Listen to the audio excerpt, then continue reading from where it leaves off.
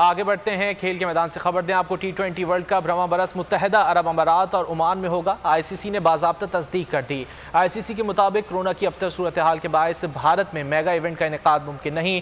Tournament रवां बरस 17 अक्टूबर से शुरू होगा।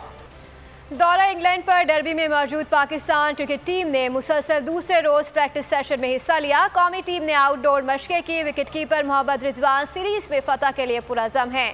दूसरी जानिब इंग्लिश बोर्ड ने पाक इंग्लैंड तीसरे वनडे में 80% शायकीन को स्टेडियम में दाखिले की इजाज़त दे दी। दौरा इंग्लैंड पर डर्बी में मौजूद पाकिस्तानी क्रिकेटर्स की अपने फैंस से वर्चुअल मुलाकात। खिलाड़ियों ने अपने मद्दाहों को बताया कि सपोर्टर्स उनके लिए किस कदर अहमियत रखते हैं। उनकी सारी मेहनत पाकिस्तान को मैच जिताने और अपने फैंस का दिल जीतने पर ही मुर्तकिज होती है।